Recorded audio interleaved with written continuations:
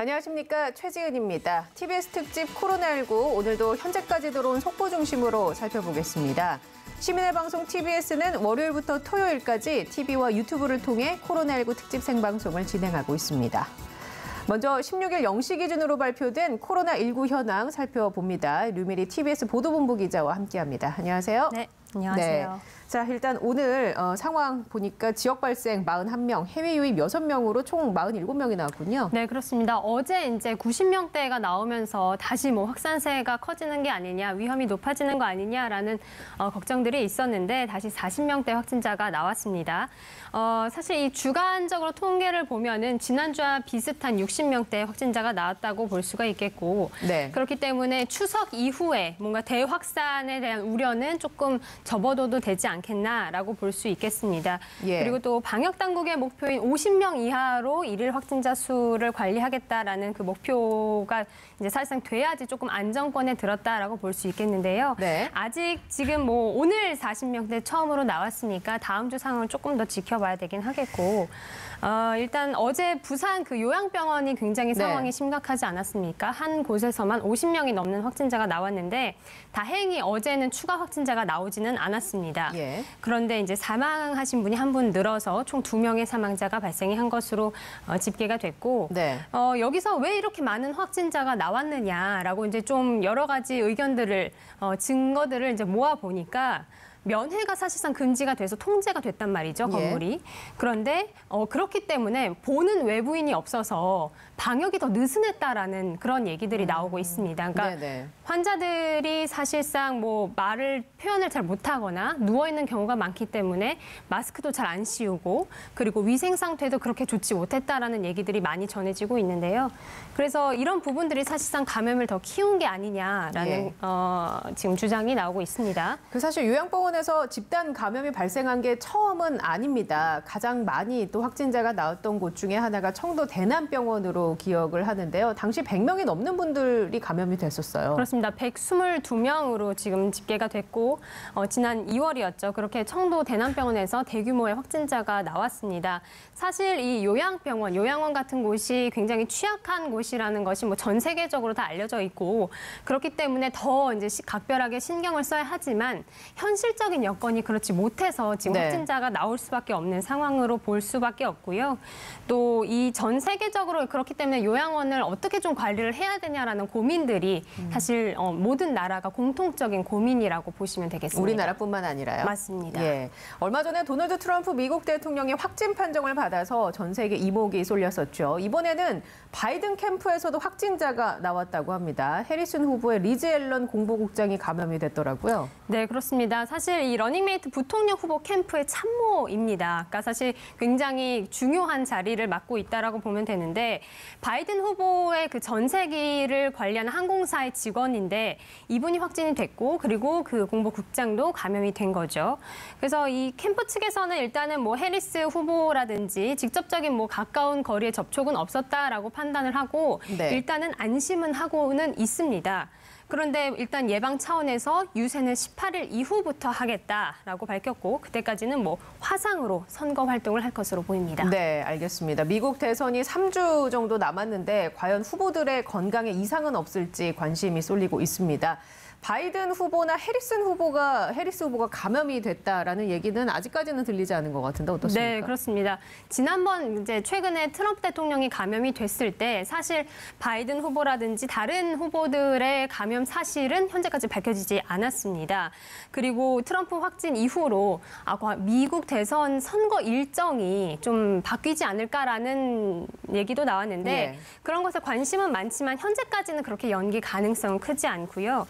일단은 바이든 캠프에서 확진자가 나왔고, 그 바이든 후보가 이제 감염이 됐냐 안 됐냐가 굉장히 중요한 문제인데, 이분이 지금 만 77세입니다. 굉장히 고령이라서 감염이 됐을 때 위험도가 상당히 높아지기 때문에 아무래도 그렇게 된다면 상황이 많이 좀 달라지지 않을까 라고 볼 수 있겠습니다. 일단 지켜봐야겠군요. 네, 그렇습니다. 우리나라보다 상황이 심각한 유럽 상황 한번 살펴보겠습니다. 전 세계적으로 확진자가 늘고 있고 그중에서도 유럽이 심상치 않아 보이는데요. 일부 국가에서는 제한 조치를 강하게 하고 있어요. 네, 영국이라든지 뭐 프랑스 이제 이번 주부터 계속 그 제한 조치가 이뤄지고 있습니다. 그렇다 보니까 이 영국에서 이 혈기왕성한 젊은이들이 네. 이제 전야제를 하자면서 리버풀 시내로 쫙 다 나왔단 말이죠. 그러면서 술을 마시면서 뭐 노래도 부르고 춤도 추고 그야말로 진짜 파티를 벌였어요. 길 네. 한복판에서. 이것을 보고 이제 경찰이 출동을 했는데 그 경찰을 둘러싸면서도 막 즐거워하는 모습을 그래요? 네, 이게 이제 SNS를 통해서 많이 확산이 됐고 그렇게 알려졌거든요. 그러니까 리버풀 시장이 굉장히 부끄러워했습니다. 이런 모습이 정말 우리 도시를 부끄럽게 한다. 그래서 굉장히 비판을 하기도 했는데 네네. 이런 상황이 뭐 런던도 마찬가지로 발생을 했고 네. 네덜란드 헤이그에서도 발생됐거든요. 예. 그러니까 정말 이 코로나를 뭔가 하나의 문화로 인식을 하면서 즐기고 있는 게 아닌가 예. 이런 얘기들도 나오고 있습니다. 그 리버풀 시장 말처럼 이런 모습은 우리 도시를 부끄럽게 한다라는 걸 좀 기억을 했으면 좋겠네요. 예. 네. 확진자가 매일 늘어나고 있는데 굉장히 느슨한 생각을 갖고 있진 않나 생각이 들고요. 종식을 위해서는 우리처럼 마스크도 쓰고 거리 두기도 잘 지키는 그런 유럽이 되길 바라면서 다음 질문을 해보죠.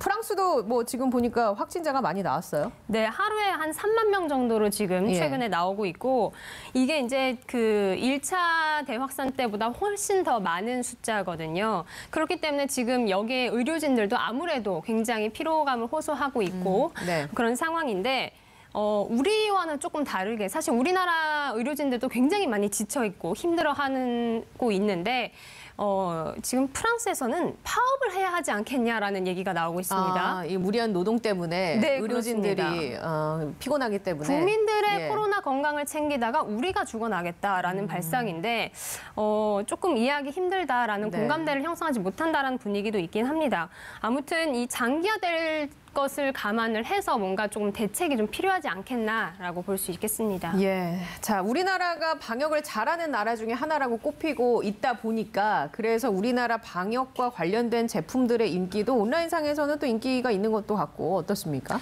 일단은 뭐 가장 연초에 우리나라 제품이 불티나게 팔렸던 거는 진단 키트였죠. 예. 그래서 뭐 여기저기서 정말 러브콜이 쇄도했고 그 이후에 문의가 가장 많았던 게 바로 마스크였습니다. 국내 메이드 인 코리아 아니면 우린 사지 않겠다.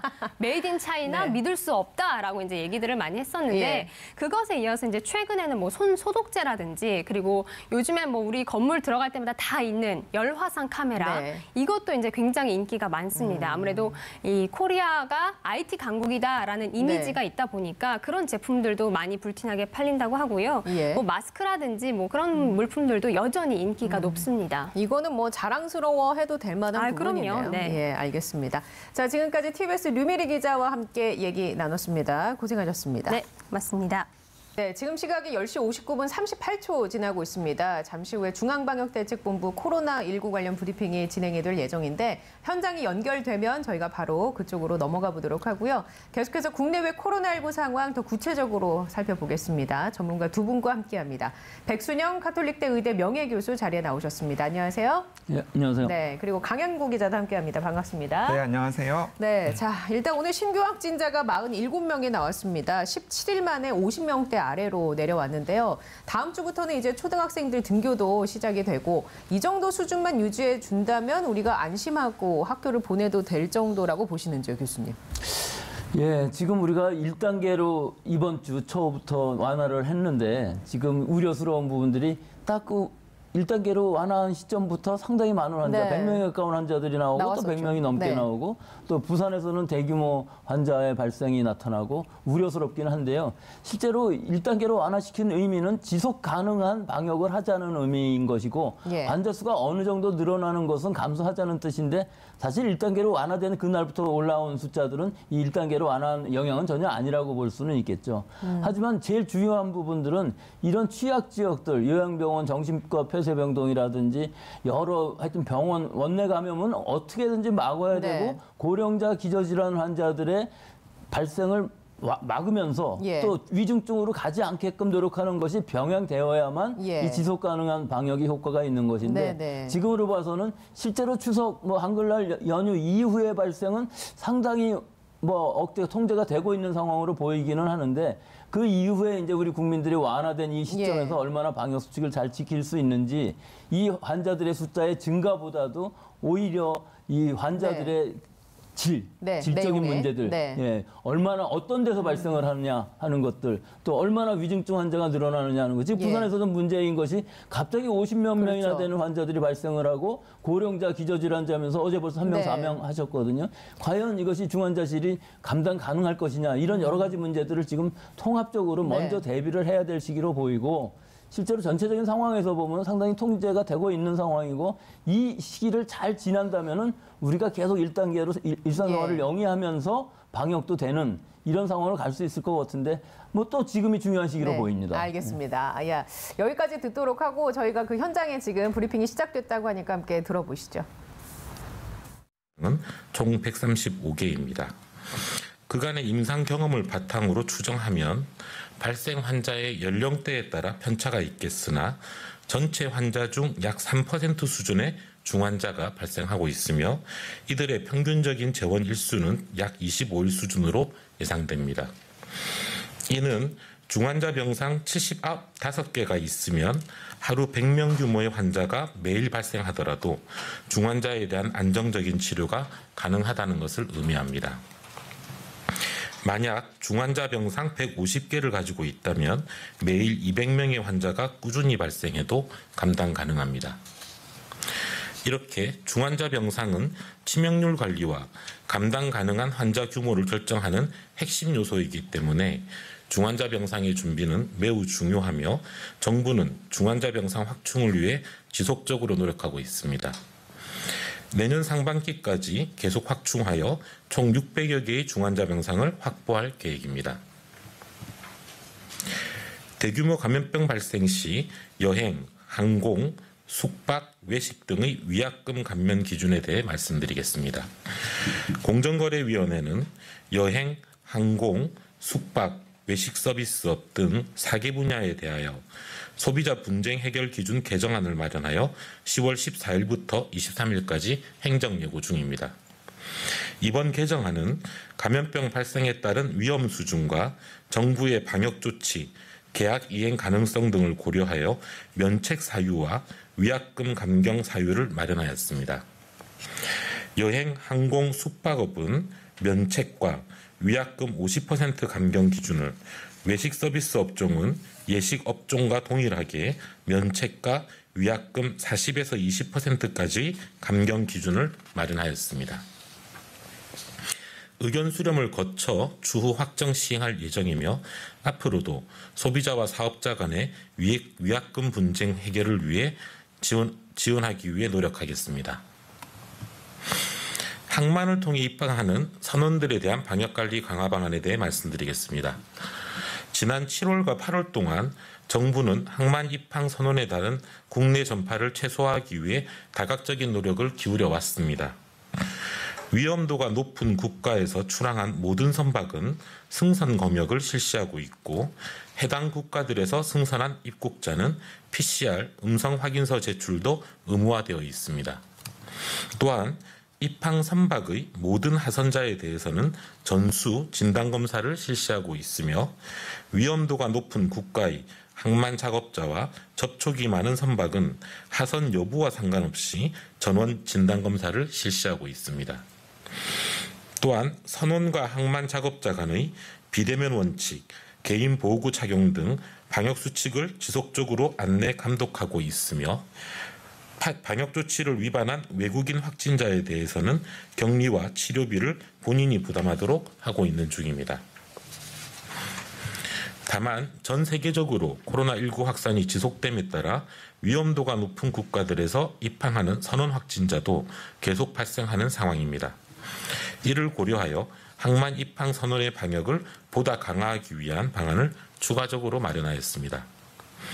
먼저 위험도가 높은 국가에 기항하여 14일 이내에 선원의 승하선 이력이 있는 선박은 선원 교대를 금지하겠습니다.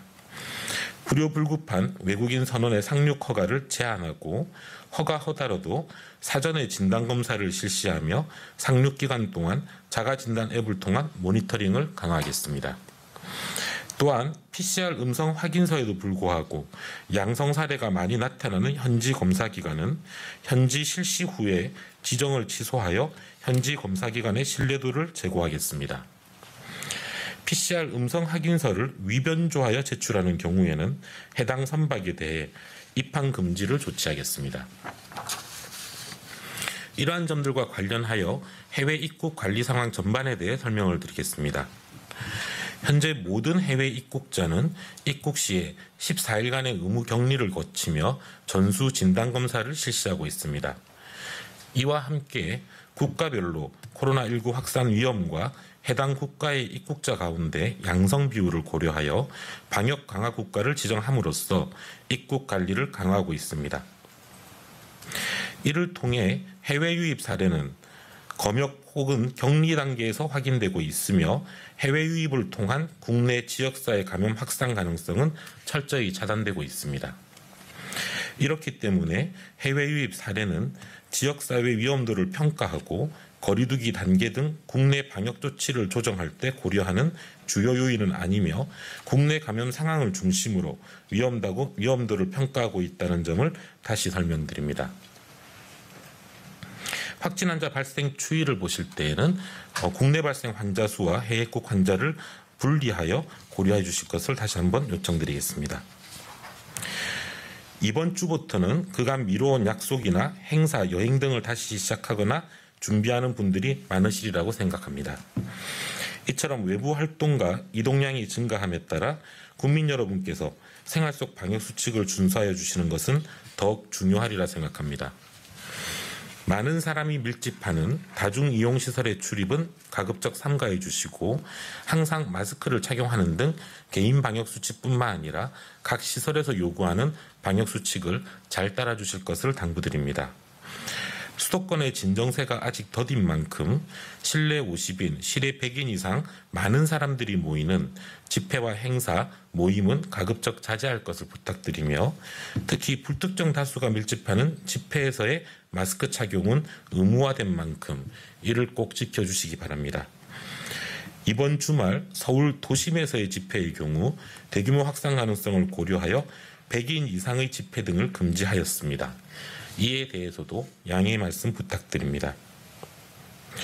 환절기를 맞아 감기 등 코로나19와 유사한 증상의 환자가 늘어날 수 있습니다. 혹시 발열이나 기침 등 호흡기 증상이 있으신 경우에는 반드시 출근이나 등교를 하지 마시고 가까운 설면진료소를 찾아 검사를 받아주실 것을 부탁드립니다. 감사합니다. 네, 지금까지 중앙방역대책본부의 코로나19 관련 브리핑 함께 보셨습니다. 백 교수님, 조금 전에 얘기해 주신 것처럼 원내 감염을 줄이고 위중증 환자의 비율을 낮추고 이런 것들을 고민하면서 통합적으로 대비해야 한다라고 얘기해 주셨잖아요. 조금 전 브리핑에서 중환자 병상이 150개 정도가 마련이 됐다는 얘기는 신규 확진자가 200명이 발생해도 감당이 가능하다라고 얘기를 했단 말이죠. 그럼 우리가 이거를 수치를 적용해 보면 지금 입원 가능한 중환자실이 77개라고 나오더라고요. 그럼 신규 확진자가 한 100명 정도 나오면은 뭐 감당이 가능하다는 얘기로 해석을 할 수 있을까요? 그렇죠. 제일 중요한 게 중환자실의 병상 수인데요. 네. 지금 상황으로 보면 상당히 안정적으로 되어 있는데 실제 최근에 발생하는 환자들은 상당히 고령자들, 기저질환자들이 많고 또 사망자들이 많이 생겨서 사실은 중환자가 줄어드는 상황도 있기는 해요. 예. 하지만 지금 상황으로 보면은 중환자실 자체는 그다지 모자라는 상황은 아닌데 이것이 계속 유지가 될 수 있느냐 하는 부분들은 최악의 시나리오를 항상 상정해 놓고서 저희가 대비를 해야 되기 때문에 예. 중환자실을 늘려야 되는데 네. 여기서 이제 제일 중요한 부분들이 그럼 얼마나 빨리 늘릴 수 있느냐 하는 네. 부분들인데 우리나라가 좀 이 공적 의료가 약한 부분이 있습니다. 즉 여러 가지 질환이라든지 뭐 경증 환자 있는 경우는 얼마든지 공공의료에서 예. 처리가 되는데 이 병상 수 자체가 적어도 500병상 이상의 공공병원들이 있어야 되는데 그것들이 많이 부족하기 때문에 실제 공공에서 중환자실을 많이 늘리기가 한계가 있어요. 시간적으로 네. 그렇고 인적 자원이라든지 여러 가지 의료 자원들 다 훈련이라든지 여러 면들을 봤을 때 물론 확충을 해야 되지만 제가 좀 이상하게 생각하는 부분들은 이렇게 늘려야 된다고 말씀들은 계속 하시는데 내년 예산에 과연 그만큼의 예. 그 예산이 확보가 되어 있느냐 하는 부분들을 보면 꼭 그렇지도 않아 보이고요. 그러니까 정부가 내년 초까지 600여 개 중환자 병상을 확보하겠다라고 조금 전에 브리핑에서 얘기를 했단 말이죠. 그러니까 그럼 그 600여 명의 그 여러 가지 전문의라든지 그 간호 인력이라든지 무슨 시설 장비 예. 또는 그 훈련들이 과연 그렇게 빠른 시간 안에 가능할 수 있을 것이냐, 그런 예산이 확보되어 있느냐, 그걸 훈련시킬 수 있는 여러 가지 여건들이 있느냐. 예. 중환자실이라는 것은 실제로 우리 큰 병원들, 즉 뭐 서울에 있는 여러 대학병원들에서 관리를 하고 있지만 거의 대부분 90% 이상 병상을 차지하고 있거든요. 그렇기 때문에 실제 훈련을 한다든지 여러 가지가 굉장히 쉽지 않은 부분들이 분명히 네. 있어요. 일반적인 의료 교육이 아니고 예. 중환자실에 맞는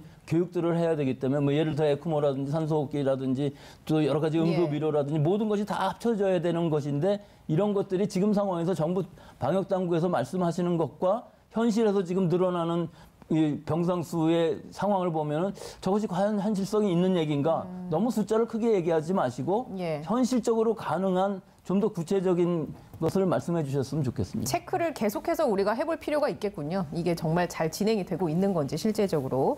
부산 햇드락 요양병원 관련 확진자 53명 중에 1명이 추가로 숨진 것으로 확인이 됐습니다. 그래서 총 2명이 사망을 했고 물론 또 다른 사망자가 있어서 그 연관 관계는 밝혀지진 않았습니다만 앞으로도 병원의 특성상 사망자가 더 늘어날 수도 있을 걸로 보이는데 네, 그렇습니다. 지금 요양병원 확진자 중에서 이제 환자들 중에서 확진되신 분들이 굉장히 많고요. 지금 벌써 확진이 된 지 며칠 되지 않았지만 사망자들이 계속 나오고 있지 않습니까? 네. 그리고 사실은 더 좀 걱정이 되는 것은 무엇이냐면 이 햇드락 요양병원의 집단 감염자 중에서는 확진 환자 숫자가 크게 늘어나는 모습은 보이지 않아서 굉장히 다행스럽기는 한데 어제도 뉴스로 많이 보도가 되었습니다만은 이 요양병원 환자들 중에서 지난 한 달 동안에 한 8명 정도의 코로나19 의심 증상으로 보이는 증상을 나타낸 분들이 사망했다라는 기록들을 이제 방역당국이 뒤늦게 확인을 한 것이거든요. 예. 근데 검사를 해보니까 이제 양성으로 나오신 분들은 제한적이란 말이에요.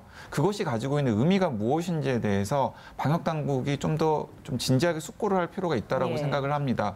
그러니까 코로나19 증상으로 지난 한 달 동안 사망하신 분들이 계속 나타났다라는 사실은 네. 이미 한 달 동안 그 병원에서 코로나19 바이러스가 서로 주고받으면서 굉장히 만연되었었다라는 방증이라고 생각할 수 있겠습니다. 예. 그러면은 이미 지금 음성을 받으신 분들 중에도 이미 코로나19 바이러스에 한번 감염되었다가 본인도 모르는 사이에 완치가 되어가지고 그 PCR 검사를 했을 때는 음성으로 나오는 경우가 있을 수 있다라는 것이거든요. 네. 그러면은 그 한 번 알았던 분들 같은 경우에는 자신의 가족이라든가 혹은 자신이 들락날락거리는 지역 사회에 알지 못하는 또 다른 감염의 고리들을 만들 수도 있었기 네. 때문에 지금 이 요양병원은 겉으로 드러나는 것이 아니라 훨씬 더 많은 지역사회 감염의 고리들을 여기저기 부산시 곳곳에다가 남겼을 가능성을 염두에 두고서 접근을 해야 된다라고 생각을 합니다. 예. 그걸 확인할 수 있는 가장 명확한 방법은 사실은 그 요양병원 환자들이나 혹은 종사자들의 몸속에 코로나19 항체가 있는지에 대한 항체 검사를 실시하는 것인데 우리나라는 지금 항체 검사로 승인되어 있는 시약이나 이런 것들이 없기 때문에 예. 그 검사를 방역당국이 적극적으로 실시를 하지 않고 있거든요. 이런 부분들이 방역에 좀 공백을 낳는 부분이 아닐까 싶어서 굉장히 걱정이 근데 됩니다. 우리나라에서는 왜 항체 검사를 실시를 못하고 있는 거죠?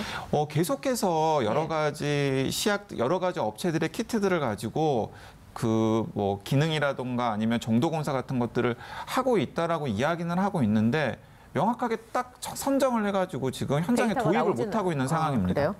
그러면 이제 아무래도 강양호 기자가 얘기한 것은 역학조사와도 좀 관련이 있을 것 같습니다. 교수님이 보시기에는 이 부분에 대해서 어떻게 생각하시나요? 예, 전적으로 동감하고요. 이게 지금 예. 역학조사뿐만 아니라 실제로 선제적인 조사로도 중요한 것이 지금 만덕동이 유일하게 동단위로서 이 집합금지가 2주간 더 연장되고 있는 상황이고 예. 목욕탕이라든지 식당 같은 데에서 계속적인 발생이 일어나고 있었던 동네거든요. 근데 여기 이 병원이 지금 이 만덕동에 있고 네. 이 직원들이 만덕동에서 거주하는 사람들이 꽤 있었다고 그렇기 때문에 이 지역사회에서의 감염과 이 병원 안에서의 원내 감염이 관계가 있을 수 있어요, 충분히. 근데 지금 상황에서 PCR 검사만 한다는 의미는 실제로 감염원이 되었던 사람들은 다 무증상으로서 다 완치가 되어서 다시는 PCR에서 검사가 양성으로 나올 수가 없는 사람들을 계속 PCR 검사한다는 것은 예. 전혀 의미가 없고 네. 면역 진단을 해보면은 과연 얼마나 많은 종사원들, 병원의 종사원들이 예. 감염이 되어 경력이 있었든지 혹은 환자들 중에서도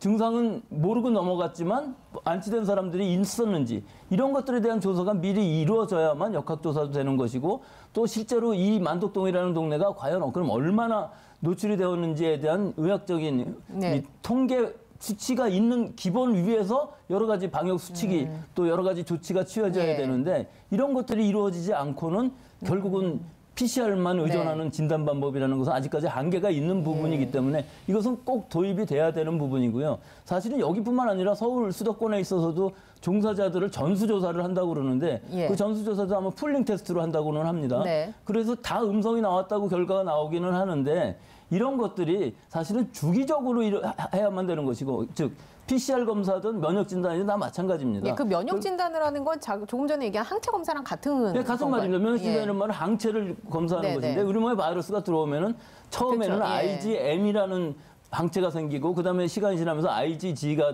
만들어지고 그다음에 면역이 되면은 이제 T셀이라는 것도 작용을 해갖고 항체가 좀 적더라도 예. 결국은 중화항체도 있고 T셀 이뮤니티라는 것도 있어갖고서 그다음에는 방어가 되는 예. 것인데 이 면역 항체는 얼마든지 진단할 수가 있고 간단하고 또 빠르게 할 수 있습니다. 예. 대량으로 할 수 있고 네. 그런데도 하지를 않고 있는 부분들이 좀 아쉽다. 대량적으로 해야 되는 예. 대규모로 할 수가 있는 방법입니다. 그래서 이런 취약 지역들 또는 노출이 많이 됐다고 생각되는 부분들에 있어서는 클러스터가 발생하지 않게끔 미리 선제적인 이런 주기적인 진단이 필요하다고 봅니다. 예, 그러니까 이게 제가 알겠습니다. 굉장히 이제 문제가 되는 게 뭐냐면 이렇게 이 그 항체 검사를 하지 않다 보니까 어떤 일이 생기냐면 지금 우리나라에서는 공식적으로 항체 검사를 할 수 있는 허가받은 키트가 없습니다.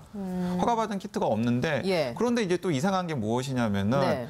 정부 차원에서 몇 차례 이 1000명 단위로 네, 했었죠. 항체 검사를 군에서도 하고. 실시해가지고 예. 뭐 중화항체가 있는지 네. 없는지 같은 것들을 발표를 했잖아요. 집단 면역이 그러면 그 거의 항체 될 검사는 수 없는. 도대체 무슨 키트로 했는지에 대한 의문을 제기할 수 있는 거죠. 그 궁금해지네요. 왜 그 항체 검사 할 수 있는 키트가 없을까요? 이게 이제 언론에서 지금 다 시시하고 있는 것인데 예. 사실 허가받지 않는 키트로 항체 검사를 실시한 다음에 그 항체 검사 결과를 발표를 한 것이거든요. 이것에 대한 팩트가 좀 그 궁금해지긴 하네요. 대부분의 항체 예. 키트는 우리나라에서 생산하고 있고 해외 수출을 할 수 있는 예. 승인을 받아갖고서 해외에서는 메이드 인 코리아를 많이 사용하고 있습니다. 항체 키트요. 예, 항체 키트가 많이 있습니다. IgM, IgG 키트뿐만 아니라 뭐 근데 여러 이 키트들이. 지금 강영 기자 얘기는 허가받은 키트가 그건 공식적으로 그 얘기, 없다고 저는 그 하는데. 얘기가 아니고요. 예. 우리나라에서는 허가를 승인을 받지 못했지만. 못했지만 수출 승인을 네. 받아서 수출은 하고 외국에서는 그런 것들을 쓰고 있다는 얘기죠. 근데 왜 이제 우리나라에서는 이게 승인이 안 나느냐가. 그러니까 또. 시청자분들께서 이제 제가 이제 그 질문만 던져놓고 답을 안 해가지고 조금 답답해하실 것 같은데 제가 그냥 팩트를 말씀을 드리자면 로슈라고 하는 외국 회사의 진단 키트를 우리나라에서 항체 검사를 할 때는 썼던 것으로 제가 취재 결과 확인을 했습니다. 네. 근데 그 로슈 진단 키트는 허가받은 키트가 아니거든요. 그러니까 허가받은 키트 국내에서 허가받지 않은 외국 키트를 가지고 항체 검사를 한 다음에 그 항체 검사 결과는 발표를 했는데 네. 그 항체 검사에 쓰였던 키트는 지금 공개를 하지 못하고 있는 상황이에요. 그러니까 앞뒤가 안 맞는 상황이라는 거죠. 예, 그럼 어쨌든 빨리 국내에서 생산된 품질이 좋은 면역 진단 키트를 허가를 해서 그것으로 해서 우리가 혹은 검사를 국내에 하고. 생산하지 않은 외국 키트라고 라도 하더라도 빨리 허가를 받은 다음에 쓸 공식적으로. 수 있도록 한다 그러면 네. 지금 이런 상황들이 좀 많이 명쾌해질 것이라고 생각을 합니다. 예, 알겠습니다. 이 문제도 한번 짚어보죠. 코로나19 확진자 혈액이 병원으로 출고가 돼서 실제 수혈로 이어졌다는 국감 조사 결과 접하신 분들도 계실 것 같습니다. 이거는 사실 폐기가 원칙 아닌가요? 왜 이렇게 이런 상황이 자, 발생했는지. 이제 두 가지 문제가 네. 있습니다. 이제 어쨌든 간에 관리가 제대로 안 된 혈액이기 때문에 이제 폐기가 원칙인 것입니다. 그러니까 만약에 그 국회의원이 폐기되어야 할 혈액이 왜 수혈이 되었는지, 네. 헌혈이 되었는지를 문제 삼는다면 그것은 정당한 문제 제기라고 생각을 하는데요.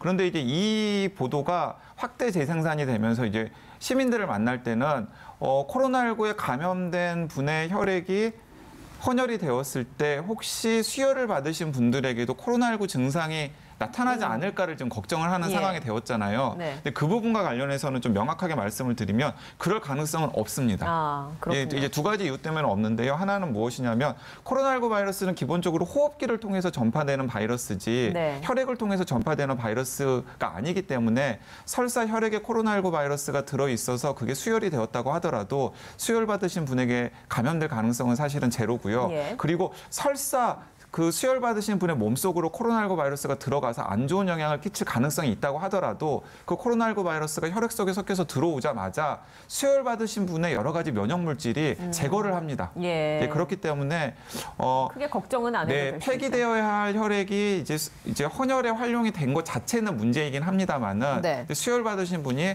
이런 조치로 인해서 감염받을 가능성은 전혀 없다. 그런 것들을 좀 명확하게 좀 해야 될 것 같으로 보입니다. 그 헌혈 얘기 나왔으니까 혈액 보유량도 한번 살펴볼게요. 코로나19 사태 이후에 헌혈하는 사람들이 줄어서 걱정이다라는 보도가 자주 나왔었는데 어떻게 보세요? 헌혈 지금 보유량은 괜찮은 편인가요? 괜찮지 않습니다. 이제 예. 헌혈 보유량이 최소 일평균 5일분 정도가 비축이 되어 있어야 되는 상황인데요. 5월에 혈액 보유량이 2.71분까지 떨어졌다가 예. 지금 약간 오른 상황인데 이 코로나19 감염이라던가 여러 가지 거부감 때문에 과거에 비해서 헌혈을 하시는 분들이 훨씬 더 줄었고 예. 거기에다가 그런 것들을 좀 보충할 수 있는 유일한 방법이 집단 헌혈이었습니다. 네, 뭐 뭐 군대. 군대라던가 학교라던가 예. 회사 등을 방문해서 네. 집단 헌혈을 하는 것이었는데 거리두기 때문에 지금 집단 헌혈도 원활하지 않은 상황이거든요. 그래서 이 코로나19 유행 상황이 끝날 때까지 계속해서 이 혈액 재고량이 예. 부족 상황은 뭐 진행이 될 것으로 보여서 좀 걱정되는 상황입니다. 네. 아, 이 얘기 한번 여쭤볼까요? 혈액형 얘기를 한번 해볼 텐데 우리가 왜 혈액형으로 성격 테스트 재미로 많이 하는데 혈액형에 따라 코로나에 걸릴 확률이 다르다라는 얘기도 있던데 이건 어떻습니까? 네, 혈액형 성격 검사는 완전히 이제 비과학적이기 때문에 그 언급하는 것 자체가 좀 창피한 일이고요. 네. 그런데 코로나 그 유행 초창기부터 혈액형에 따라서 네, 취약한 혈액형이 있다. 취약한 혈액형이 있다, 네. 강한 혈액형이 있다라는 이야기가 중국, 미국, 예. 유럽 등등 곳곳에서 이제 계속해서 연구 결과가 나왔고 심지어는 동료 심사 상당히 엄격한 동료 심사를 통과해야 실리는 꽤 유명한 학술 잡지, 과학 학술 잡지에도 연구 결과들이 실린 사례들이 있습니다. 네. 그런데 이게 그냥 넘겨버릴 것은 아닌 게 모든 연구 결과가 다 똑같습니다. 아, 그래요? A형은 상대적으로 취약하고 예. O형은 상대적으로 강하다라는 게 모든 연구 결과의 공통된 결과거든요. 네. 그런데 예를 들어서 그 혈액형과 코로나19 바이러스의 감염률과 관련된 연구 결과가 여기저기서 나왔을 때 그 연구 결과가 중구난방이고 중국 다르고 미국 다르고 유럽 다르고 그러면은 사실은 의미가 별로 없을 신빙성이 텐데. 없다라고 생각할 텐데 여기저기서 여러 가지 연구 결과들이 나왔는데 그 연구 결과들이 모두 다 공통적으로 O형은 좀 더 강한 것 같고 A형은 좀 더 약한 것이라는 결과가 나왔다면은 뭔가 혈액형의 어떤 기전이 예. 코로나19 감염에 영향을 준다라는 가설 정도는 세워볼 예. 수 있을 것 같습니다만은 네. 그 구체적인 메커니즘에 대해서는 지금 여전히 밝혀진 게 추가적인 연구가 필요해 보입니다. A, B형이랑 B형은 어떻게 되나요? 지금 이 혈액형 몇 가지 갖고서 이게 결국 이것도 다 안티젠이기 때문에 네. 이거에 대한 메커니즘을 알아내기는 굉장히 어려울 것 같고 아마 안 될 것 같습니다. 예. 아주 극별한 차이가 있는 것이 아니고 네, 네. 거의 뭐 신뢰도가 있을까 말까 한 정도의 수준인데 같은 결과는 나오기는 하기 때문에 네. 약간은 좀 강한 그냥. O형이 강할 수 있다 하는 예. 정도로만 느끼시면 될 것 근데 같아요. 문제는 뭐냐면 방금 말씀하신 것처럼 이제 그 수치가 그렇게 크지 않기 때문에 나는 O형이기 때문에 안심해도 된다 수준은 절대로 아니라는 그렇죠. 것도 전해드리고 예. 싶습니다. 뭐 혈액형과 관련된 성격은 비과학적이나 어쨌거나 혈액형과 연관관계가 있을 수도 있다 정도로만 알아두시면 되겠습니다. 자, WHO 임상시험 결과도 하나 짚어보죠. 렘데스비르, 이게 트럼프 대통령이 맞았다는 그 이야기인 것 같은데 환자 생존율이나 사망률에는 실질적인 영향을 미치지 않는다는 내용이 나왔습니다. 일단 제가 뉴스를 예. 먼저 전해드리고 네. 백 교수님께서 이제 좀 논평을 부탁드리면 될 것 같은데요. 일단은 WHO에서 그동안의 코로나19 치료제로 언급된 치료제들을 이제 세계 곳곳에 임상 현장에서 쓰고 있잖아요. 그러면 세계 곳곳의 병원이라든가 혹은 임상 현장에 있는 의료진들과 연계를 해서 그 약이 과연 효과가 있는지를 계속해서 추적하는 임상 시험을 실시를 하고 있습니다. 그래서 트럼프 대통령이 언급했던 클로로킨이라든가 또 지금 코로나19 치료제로서 거의 유일하게 지금 여기저기서 쓰이고 있는 렘데스비르 같은 네. 것들을 계속해서 지금 확인을 하고 있는데 렘데시비르 같은 경우에는 1만 명 이상의 환자에게 투약을 했는데 그 WHO가 추적하고 있는 임상시험에서는 입원 기간을 단축하는 효과라던가 예. 사망률에 영향을 미치는 효과가 제한적이거나 거의 없다라는 결과가 나왔고 이제 그런 결과들이 언론을 통해서 자료가 입수가 되어가지고 이제 보도가 되면서 우리에게도 알려졌습니다. 그런데 지금 이건 진행 중인 임상시험 결과이기 때문에 아직까지 네. 확정적이라고는 할 수 없습니다. 관련해서 코멘트 하실 것 실제로 길리아드라는 회사에서 이제 네. 다양한 임상시험 결과들을 더 발표를 했는데 실제로 치사율에도 상당히 도움을 준다 하고까지 발표를 했는데 실제 유일한 약이 지금 렘데시비르입니다. 근데 승인을 받았잖아요.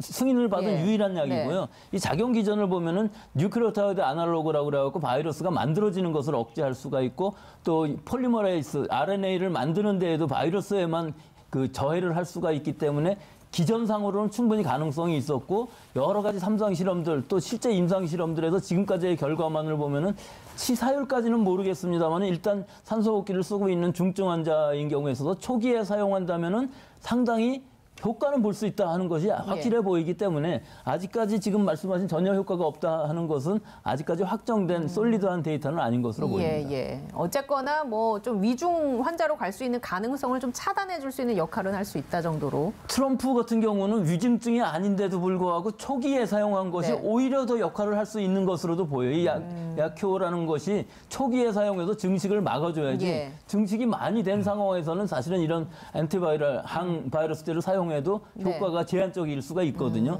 그러니까 트럼프 대통령 같은 경우는 뭐 예. 모든 약을 다 사용을 했는데 그중에 렘데시비르도 초기에는 있으니까. 원래 지침으로는 사용하지 않지만 요새는 가끔 임상의사 선생님들이 사용하시는 것으로 알고 있습니다. 예. 세계보건기구 WHO에서 또 다른 소식이 나왔는데 건강한 젊은 층은 2022년까지 코로나19 백신을 맞지 못할 수도 있다라고 밝혔거든요. 이 얘기는 백신이 성공을 하더라도 대량 생산으로 이어져서 뭐 젊은 층에까지 이게 맞을 가능성은 없다. 뭐 이런 얘기일까요?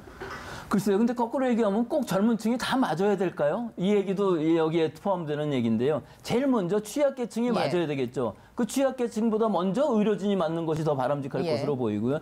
이 정도까지 한다고 그러면 아마 내년 중에는 그 정도는 충분히 가능할 수 있을 것으로 보이는데 뭐 전 세계 인구가 70억이 넘기 때문에 예. 1년에 우리가 70억이라는 이런 70억 도즈를 생산을 할 수가 없을 것으로 보이고 또 이것이 일반적으로 지속기간이 길지 않을 것으로 보이고 면역력 중화항체가 많이 생기지 않는 것으로 보여서 보통 2회 접종을 하는 예. 것으로 한다고 그러면 2배를 만들어야 된다는 얘기인데 이 상황으로 본다면 올해 말 내년 초 네. 중에 개발이 된다 할지라도 일반적으로 접종이 되기 위해서는 몇 개월이 더 예. 걸릴 것이고 또 많은 사람들이 맞기 위해서는 내년 연말까지 가야 될 예. 것이고 젊은 사람들한테까지 맞게 된다면 2022년 가도 아마 쉽지 않을 것으로 보이는데 우리는 한 가지 다양스러운 것이 우리나라는 지금 환자 수라든지 사망자가 그다지 많지 않기 예. 때문에 이 1단계로 계속 유지하면서 외국에서 그 접종하는 것이 얼마나 부작용이 있는지 얼마나 잘 듣는지를 다 본 다음에 네. 우리는 알맞은 약을 좀 골라서 예. 쓰고 또 우리나라에서 개발하는 것도 가능하다면은 네. 내년 열만까지 지금 대통령도 그렇게 말씀을 하셨고 예, 좀 내년 가셨잖아요. 열만까지 예. 개발이 된다면은 다행이라고 보겠습니다. 사실 백 교수님 말씀에 굉장히 중요한 포인트가 있는데요. 네. 그 여러 차례 그 확인을 했습니다만은 임상 시험이 어느 정도 완벽하게 끝나는 시점은 사실 2022년, 2023년이잖아요.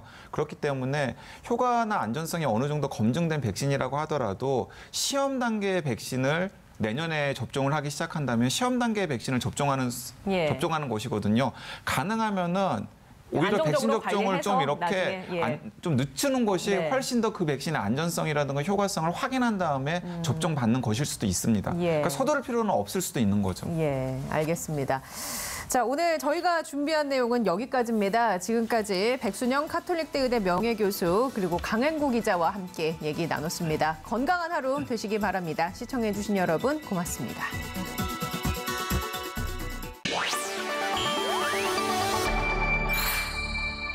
TBS